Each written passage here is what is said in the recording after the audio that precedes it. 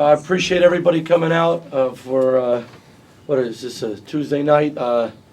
People coming out and our students coming out. I saw a lot of other Penn State athletes in the crowd. I really appreciate them having our players back. So as we continue to build this, we want to build it with everybody. So I just, gratitude towards everybody coming out and being a part of this. So I thank you.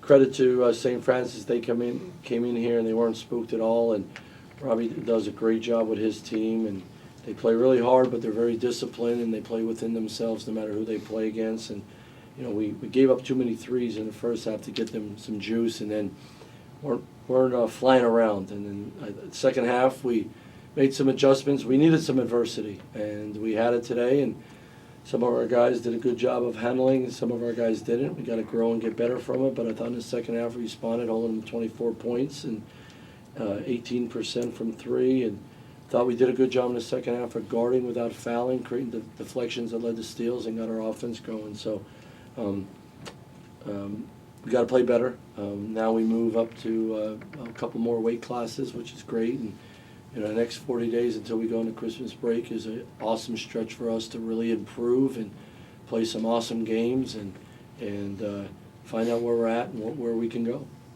Mark.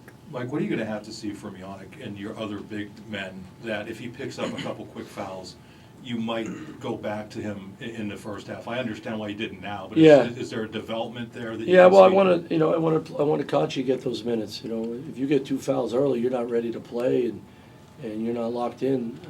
You know, maybe you're not ready to go back with that third one. So you know, we got to get Kachi reps and minutes, and Miles will be back. That will help us tremendously. I mean, Puff was a warrior today, not just because he scored, but he battled and all that stuff. So might have to play small with him and Nick and Zach and scrap out rebounds. So we're not rebounding well enough to. We're giving up too many extra shots and not getting clean rebounds, so we could run even more. And you know, maybe I'm nitpicking. We scored 92 points and we ran a lot today, but I think we could. I think we can. We got to rebound better. We got to rebound better, and that's at the front of our minds. Mike, we talked to Ace, and he says he wants to make a statement against Virginia Tech. You talked about going up a couple weight classes, but what exactly do you want to learn from this team over this next 1 to 2 week stretch? Well, it's the next 40 days to me, 39 nights until we go to Christmas break. Can we be the most improved team in the country? Even though we may have some adversity, right? Might not win all the games. Might have a half that doesn't go our way, or the last 2 minutes of the game doesn't go our way. But can we improve? Can we improve?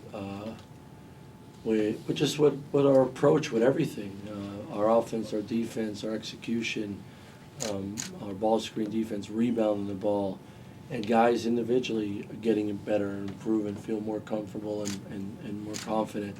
That was my challenge to them after this game. No matter what the result was going to be today, that was my challenge. Next 40 days till we go to Christmas break, how much can we improve? That's my challenge to them. Yeah, and look, we want to play really good teams, and we want to play them all over the country, and that's where we got to get to. Everywhere I've been, that's how I've done it, and we're going to do it here at Penn State. I want to play in great events, great teams, neutral, home, away, and find ways to win those games. But you got to do it. You got to go through it, and there's always adversity, and that's the number one thing we got to learn is we got to deal with adversity at a high level if we want to take the next step. John. Mike, you guys talked a lot in the offseason about Ace and how he took a step forward from a maturity standpoint. How did you see that kind of take hold at halftime today, considering this was the first bit of adversity you guys had faced and throughout the first 3 Yeah, I mean he missed some shots, so he was mad at himself. But I think everybody wants to be up 30 and so quick, and when we made those threes, it was a false sense of the game. It happens, right? And other teams and well-coached teams are going to make a run too. Just gotta withstand that. I think it was just, a little loose with the ball. He missed a couple. I think he was mad at, and he threw 2 lobs that we lost. And he doesn't like when he gets turnovers when guys misses his pass. So, that's the competitive edge with him. I always say to him, you could be mad, you could be. I was the same way, and I showed it on my sleeve all the time. But you got to push that stuff in the right direction, because the most important thing is finding a way to make your team win. And so he's so much better at it. And in the past, like most young guys, when they get frustrated, they forget to play the next play. where they take 2 minutes, can't let it go.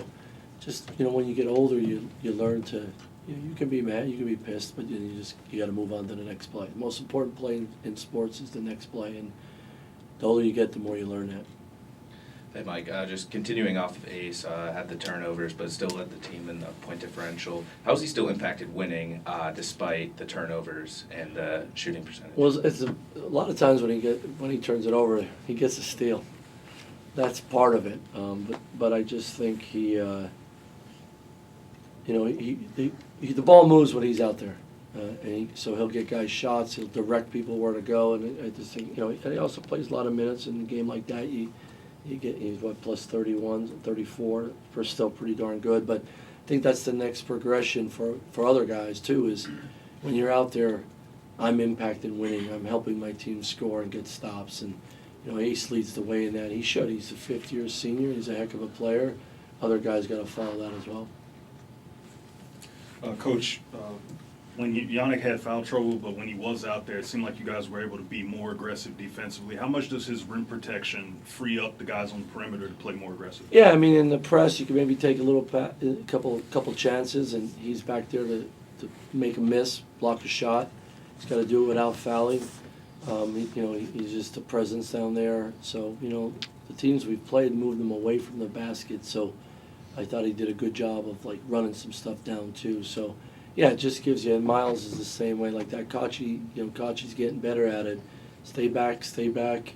When the ball goes up, go get it, swat it, make him miss, whatever, and then get a clean rebound so we can run. Max and then Nate. Hey, Mike, over here. Hey, man. You mentioned Puff was a warrior. He had a career high in points tonight, but he also had 4 steals defensively, playing that 5 a lot. How much of what he did in the offseason contributed to? Well, to he's what stronger. able to do Yeah, tonight? great question. I mean, he's just stronger.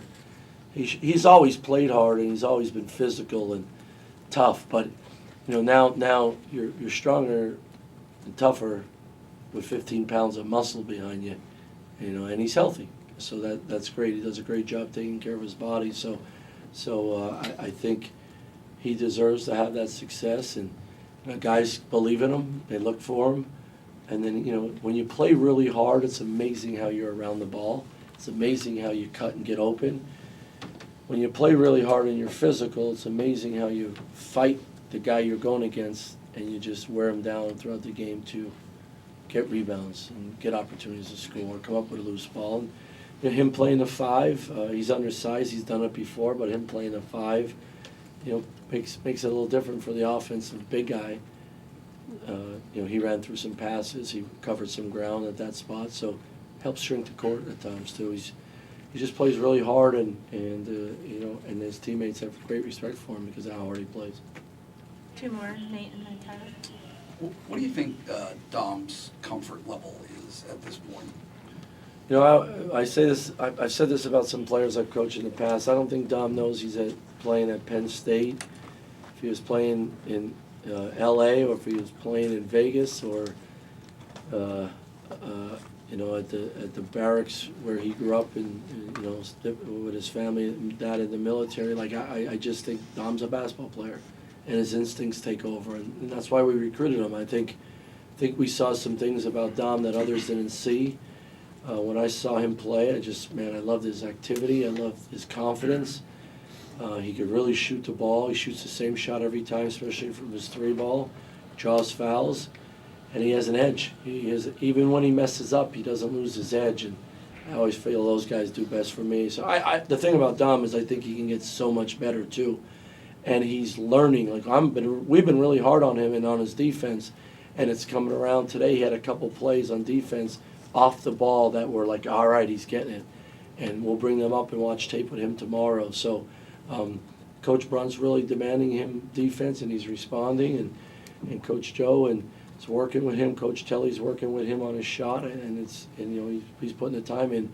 But he's coachable. It's amazing when a freshman lets it go, have a clear mind, and you're coachable, and then you go out there and you just play to your instincts. So that's important. Coach here in the middle. Ace praised this team's ability to, distribute the ball well, getting guys open in space. How would you evaluate, the selfless nature of this offense right now? Well, that's just how we do it. I want you to be a selfish winner, right? Not a selfish teammate. Like want to win so bad, you play so hard, you dive to the floor, you think you can go make a play, but in the heat of the battle, you got to be unselfish. You got to be about your teammates. You got to be, hey, I'm going to make a play here.